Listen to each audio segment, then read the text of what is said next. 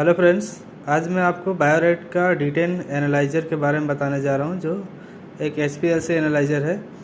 इसमें बहुत सारे एरर आ सकते हैं, पर मैं एक एरर के बारे में बताने जा रहा हूं जो आप कभी फेस करें तो कैसे रिजॉल्व करना है इस चीज़ को। आइए देखते हैं हम लोग क्या इसके लिए कर सकते हैं।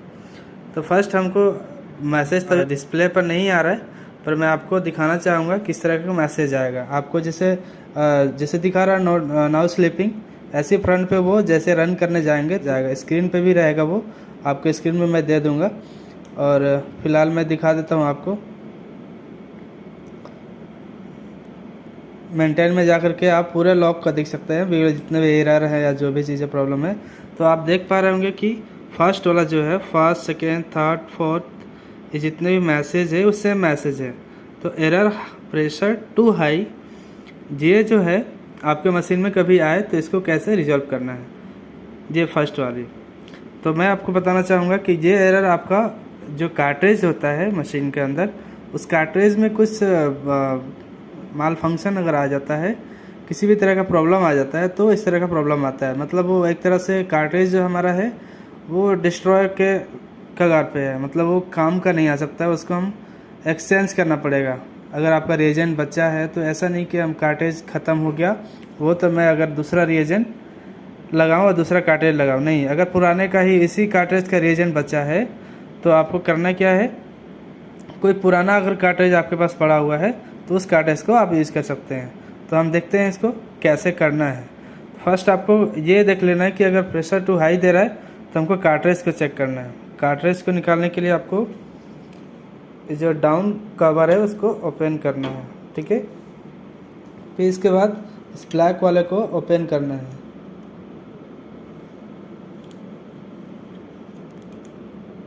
ठीक है। ये हमारा कार्ट्रिज है। ध्यान रखना है जिस साइड में ये मार्क दिया हुआ है साइन, उसी साइड में फिट करना है, वैसे ही फिट करना है। थोड़ा सा भी सावधानी हटाना नहीं, यहाँ पे बहुत ही अच्छे ढंग से यहाँ पे फिक्स करना है। इसको केयरफुली निकालना है, ठीक है।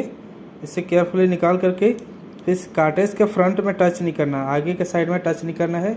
इस मिड साइड से हमको इसको रिमूव करना है, ठीक है। इसको रिमूव करने से पहले एक बार चेक कर लेंगे कि कोई और तो प्रॉब्लम नहीं है।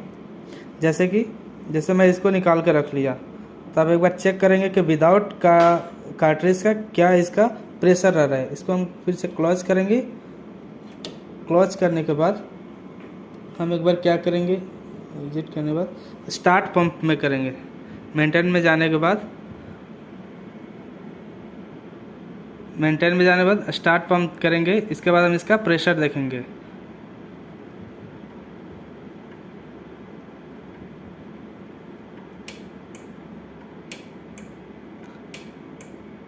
ऐसे 2-3 मिनट देख लेना है, 1 से 2 मिनट तक क्या प्रेशर आ रहा है। हालांकि बिना कार्ट्रिज का तो इसका प्रेशर लो होना चाहिए। ये सही है एक तरह से, कोई ड्रेनेज या कहीं पे प्रॉब्लम नहीं है, ये कार्ट्रिज का ही प्रॉब्लम है, इसलिए 0.8 पे ही रुका हुआ है ये। तो इसको हम क्या करेंगे, अब पुराने कार्ट्रिज को ला के देखेंगे इसका प्रेशर क्या है। पहले नए कार्ट्रिज का आपको दिखाता हूँ कि क्या प्रेशर है। इस कार्ट्रिज को कैसे समझे कि इसका प्रेशर ज़्यादा है, कितना ज़्यादा है।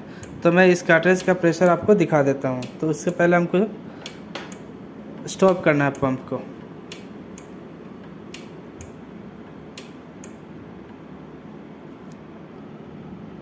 कभी कभी ऐसा भी होगा कि आप अगर कार्ट्रिज निकाल करके और अब स्टार्ट पंप करते हैं तो हो सकता है कि यहाँ पे कुछ फ्लूइड भी आ जाए, पानी का फ्लो हो। तो इसे कुछ घबराना नहीं है। इसको टिश्यू पेपर लेकर के हल्के हाथों से इसको क्लीन कर लेना। आफ्टर क्लीनिंग आपको फिर से वही कार्ट्रिज को पुट करके देखना है। जैसा कि मैंने टिश्यू पेपर लिया, हो सकता है कि अभी तो मेरा ये ऊपर में ही है, यहाँ पे केवल पानी आया है, हो सकता है इसके अंदर भी आ जाए, यहाँ पे भी। तो एकदम हल्के हाथों से इसको लेना है, कोई प्रेशर नहीं देना है, ठीक है। इसको वाइप करने के बाद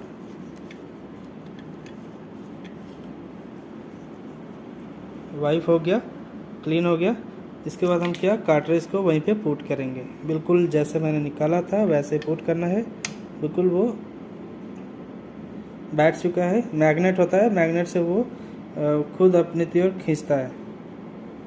ठीक है, इसको बंद करेंगे। ठीक है, कवर लगाएंगे। इसके बाद हम फिर से चेक करते हैं कि प्रेशर क्या आता है इसका।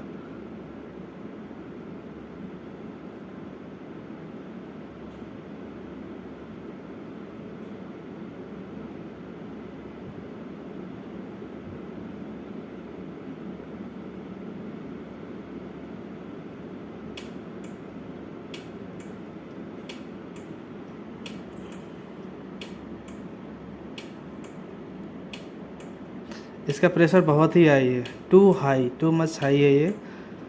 इतना होना नहीं चाहिए, जिसकी वजह से ये बार बार एरर आ रहा है। ठीक है, इसका मतलब ये कार्ट्रिज में ही प्रॉब्लम है। तो मुझे करना क्या है, सबसे पहले हमको कोई पुरानी कार्ट्रिज है तो उसको लगा कर देखना है। इसका रेंज क्या होता है, इसका रेंज है 25 to 30 या 20 to 30, ऐसे ही रेंज में प्रेशर होना चाहिए। ठीक है, तब हम इसको निकाल करके पहले इसको स्टॉप करेंगे, जैसा कि मैं पहले ही बताया था, स्टॉप करेंगे।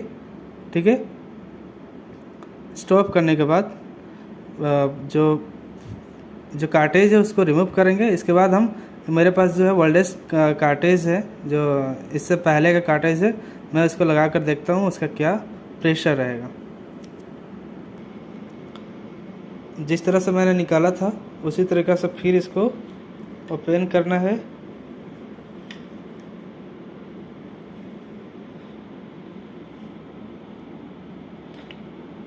फिर वो कार्ट्रिज को बाहर करना है, बहुत ही हल्के हाथों से, कोई प्रेशर नहीं, फ्रंट में टच कभी नहीं। ये तो ख़राब हो चुकी है तो कोई बात नहीं, पर जो नई कार्ट्रिज या मुझे पता नहीं होता कि ये ख़राब है, तो उससे हमको बहुत ही सावधानी से लगाना होता है।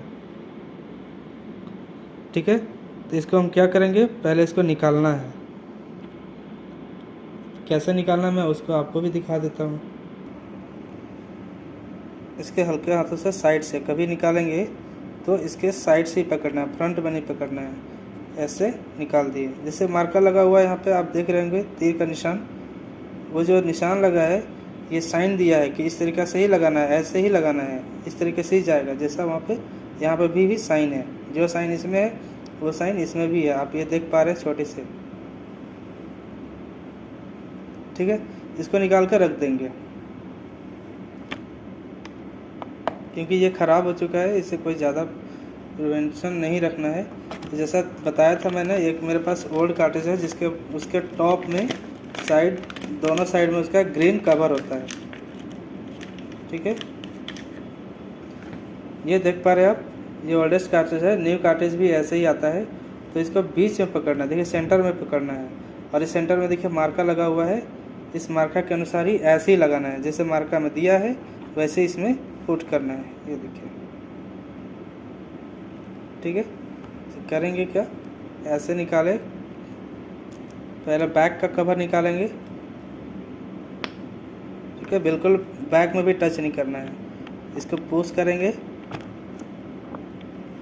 फिर मिड सेंटर में पकड़ना है और फ्रंट को निकाल देना है। मिड सेंटर में पकड़ कर फ्रंट का निकाल देना है। ठीक है, अब इसको इतने पे फिक्स कर देना है, आगे टच नहीं होना चाहिए। ठीक है, फ्रंट में टच नहीं होना चाहिए। अब इसको करेंगे क्या, वैसे ही जैसे मैंने आपको बताया था, एकदम बराबर हिस्से में रखना है और उधर में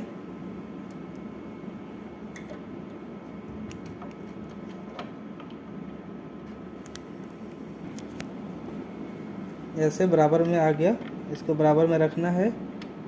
और जैसे ही आप फिक्स पे बैठाएंगे तो ऑटोमेटिक्स बैठ जाता है, क्योंकि उसमें मैग्नेट होता है। ठीक है, जैसे कवर कर देंगे। कवर करने के बाद इसके बाद हम इसका प्रेशर देखेंगे कि इसका प्रेशर सही है। तो सही हो तो क्या होना चाहिए, सही का रेंज होना चाहिए 25, 30 या 20 to 30 इसके अंडर में होना चाहिए। तो हम लोग स्टार्ट करते हैं।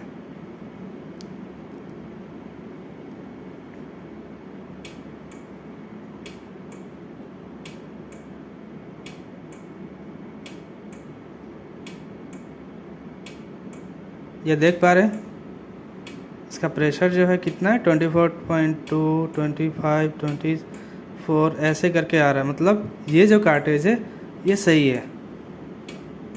उस कार्ट्रिज में कुछ न कुछ माल फंक्शन हुआ होगा, किसी तरह का प्रॉब्लम या कुछ भी हो सकता है, इसलिए वो प्रॉब्लम किया था। ठीक है, आई एम नॉट श्योर क्या हुआ होगा, ये टेक्निकल है। तो ये हमारा कार्ट्रिज सही है, इसका प्रेशर बिल्कुल सही है, जितना होना चाहिए वही प्रेशर है।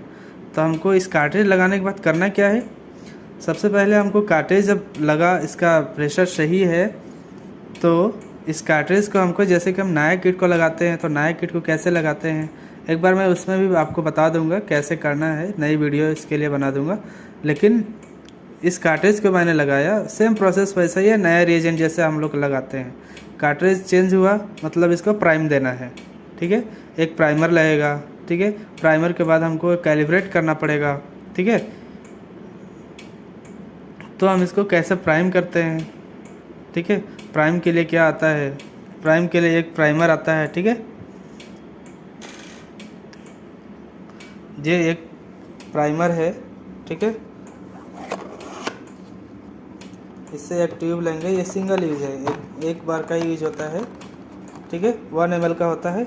इसमें हमको 1 ml डीआयोनाइज्ड वाटर देना होता है। ठीक है, या आप तो डीआयोनाइज्ड वाटर दे दो या फिर आप जो कैलिब्रेटर के साथ आती है जो वाटर, आप उसे मिक्स कर दो, कोई प्रॉब्लम नहीं है।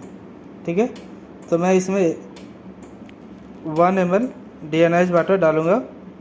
ठीक है, क्लियर नहीं था, मैं आपको दिखा पा रहा हूँ, ये देखो आप, होल ब्लड प्राइमर है। ठीक है, इसे रन करने के बाद क्या होता है, कार्ट्रिज चार्ज हो जाता है। ठीक है, तो रिकॉन्स्टिट्यूट करने के लिए आपको मैं बता दिया आइडिया। 1 ml आपको लेना है डीआयोनाइज्ड वाटर। ठीक है, इसके बाद मिक्स होने के बाद तो आपको प्राइमर वाली बारकोड में ही चलानी है इसको। और भी चीज़ें आपको आप अगर एनालाइजर को यूज़ करते हैं तो आपको आइडिया होगा कि अदर कप में नहीं चलाना है, जो इसका बारकोड बना हुआ है उसी बारकोड में आपको रन करना है। ठीक है, प्राइमर को। तो मैं इसको रेडी करता हूँ। इस प्राइमर के बाद हमको कैलिब्रेशन करना है। तो कैलिब्रेशन के लिए क्या आता है, कैलिब्रेशन के लिए 2 लेवल आता है। मैं HbA1c यूज़ करता हूँ सिर्फ इसमें, मैं इसमें HbA1c यूज़ करता हूँ, HbA2 नहीं करता। ठीक है, तो HbA1c के लिए 2 कैलिब्रेटर आता है। उस कैलिब्रेटर को मैं दिखा देता हूँ।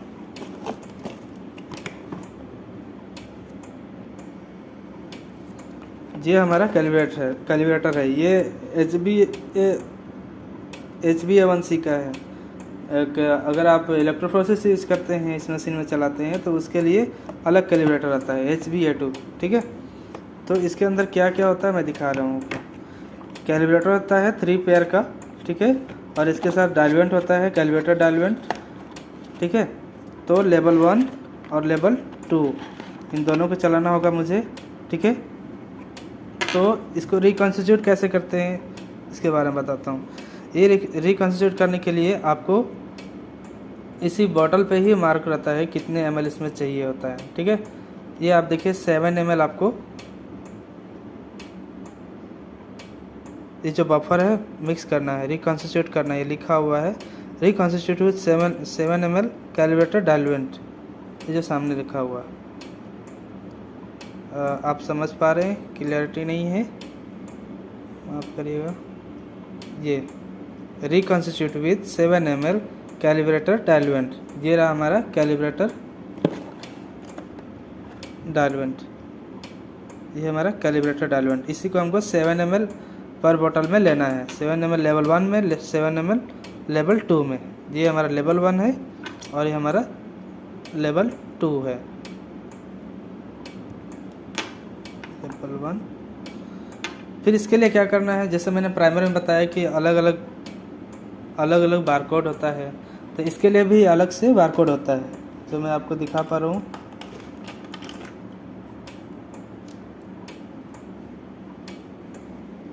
देखो आप, प्राइमर के लिए अलग से आता है, ये प्राइमर के लिए। ठीक है, फिर प्राइमर में जो है, प्राइमर का प्राइमर ही चलेगा इसमें, और कुछ भी नहीं चल सकता। और कैलिब्रेटर, ये कैलिब्रेटर के लिए है, इसमें भी कैलिब्रेटर 2 है ये, और कैलिब्रेटर 1 है ये। ठीक है। जिस जगह पर 1 है 1 पे ही लगाना है, जिस जगह पे 2 है वहाँ पे 2 लगाना है, ठीक। और प्राइमर को सिंगल चलाना है, प्राइमर के साथ कोई सैंपल कोई भी चीज़ें नहीं चलेगा, सिंगल प्राइमर चलेगा।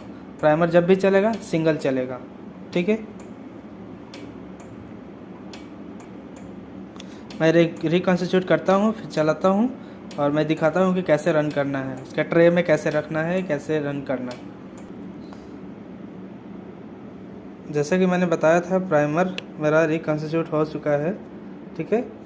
अब इस प्राइमर को अभी मैंने दिखाया था बारकोड कप मैं लगा दिया हूँ प्राइमर का, ठीक है। ये प्राइमर का ही लगाया हूँ मैं, ठीक है।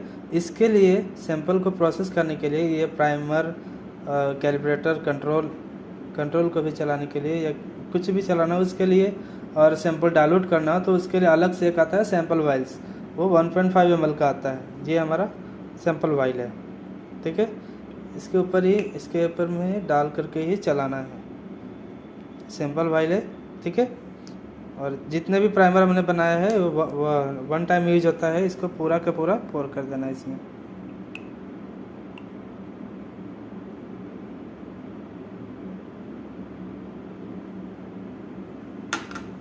पिपेट का हेल्प ले सकते हैं, मैं आपको बताने के लिए ये कर दिया, ठीक है। आप हेल्प ले सकते हैं, पिपेट से कर सकते हैं। फिर इसको क्लोज कर देना है कैप को, ठीक है। क्लोज करने के बाद ये सिंगल चलेगा जैसा मैंने बताया था आपको।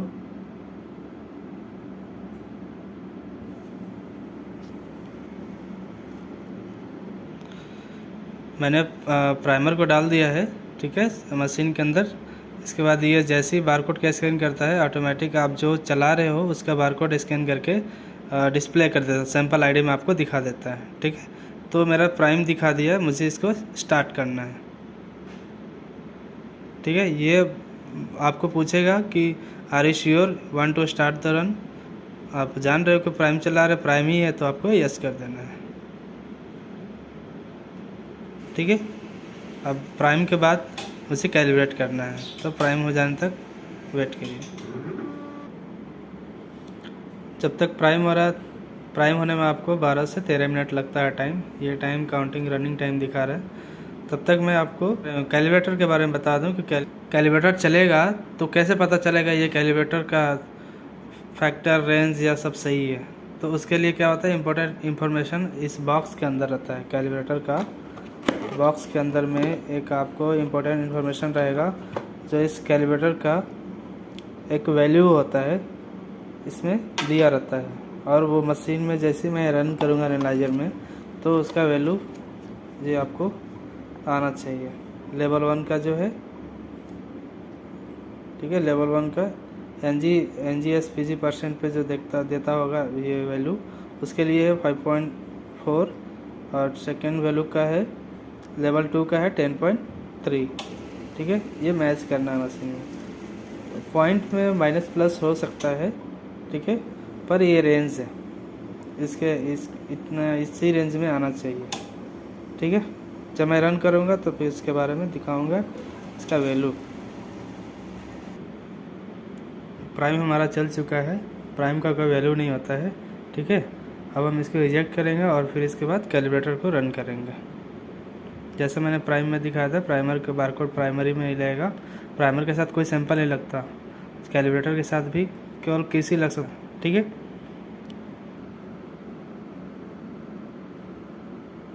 जैसा प्राइम किया था जो स्क्रीन पर जो आया था सैंपल आईडी में, वैसे ही कैलिब्रेटर 1 कैलिब्रेटर 2 ये बारकोड को स्कैन करके शो करता है, ठीक है। जो मैं चलाया हूँ वही दिख रहा है। इसके बाद हमको स्टार्ट कर देना है, फिर कैलिब्रेटर आने तक वेट करते हैं। जैसे कि मैं बताया था कि जो मैं इन्फॉर्मेशन था, जो इम्पोर्टेंट इन्फॉर्मेशन चार्ट था कैलिब्रेशन के जो बॉक्स थे उसमें जो वैल्यू उसमें दिया था लगभग उसी वैल्यू के पास आ गया है ये, और जो हमारा कैलिब्रेटर वैल्यू है बिल्कुल मैच कर रहा है। आप प्रीवियस जा करके उस चार्ट को देख सकते हैं, या चार्ट को मैं डिस्प्ले कर दूंगा, ठीक है। तो मेरा कैलिब्रेशन हो चुका है, मतलब जो कार्टेज था, जो एरर था, मैं इसे एरर के बहाने मैं आपको बहुत सी चीज़ें बता दिया इस एरर को लेकर के मैंने आपको प्राइम कैसे करना है उस चीज़ के बारे में बताया, कैलिब्रेशन कैसे करना है, कैलिब्रेटर को कैसे प्रोसेस किया जाता है, कैलिब्रेशन में क्या वैल्यू होता है, ठीक है। ये टोटली मैंने कवर कर दिया, जो कि ये सारा चीज़ आप रीजन चेंज करते हो तो नॉर्मली ये सब सारा चीज़ करना ही है, सेम एकदम जो प्रोसेस मैंने किया वो सेम प्रोसेस आपको यही करना होता है, ठीक है। अब आई बात QC का, तो QC श्योर हूँ मैं, ये QC भी सही है रहेगी। मैं QC अभी तो रन करके नहीं दिखाऊंगा, जब मैं ऐसा कुछ प्रॉब्लम हो तो आप मुझे कमेंट करना, मैं QC पे अलग से एक वीडियो बना दूंगा। उसका मैं QC का डाटा कैसे देखना है, कैसे उसका ग्राफ देखना है, ठीक है, टोटली चीज़ मैं उसको अलग से बता दूंगा। तो ऐसे अगर एरर से आप कभी फेस करें तो आप मुझे कमेंट करें, ताकि मैं ऐसे वीडियो से मैं आपके सामने आ सकूं, आपके पास मैं इस वीडियो लेकर के कुछ आ सकूं। मैं एक चीज़ कहना चाहूँगा, एक बायोरेट की ऐसी मशीन है जो मैं खुद प्रेफर करता हूं और बहुत ही अच्छी मशीन है। इस मशीन में ऐसा मशीन मैंने दूसरी देखा नहीं HPLC का, और बहुत ही सही मशीन है। प्रिसीजन भी बिल्कुल सही रहती है, एकदम एक्यूरेसी रहती है इसकी रिजल्ट पे आप 100% बिलीव कर सकते हो, इस पर चैलेंज कर सकते हो। बहुत ही अच्छी मशीन है। आपको भी अगर चाहे कि HPLC की मशीन चाहिए तो आप ज़रूर बायोरेट को प्रेफर करें, मैं तो प्रेफर करता हूँ, बहुत ही अच्छी मशीन है। चलिए मैं नेक्स्ट वीडियो के लिए मिलूँगा। नेक्स्ट कभी कोई अगर प्रॉब्लम आती है तो कमेंट ज़रूर करें। आप मेरे वीडियो को ऐसे देखें, कमेंट करें और लाइक करें, और जो अपने नॉन लैबोरेटरी टेक्नीशियन है उनको शेयर करें, ताकि ये इन्फॉर्मेशन उनके तक पहुंच सके, ठीक है। Thank you very much.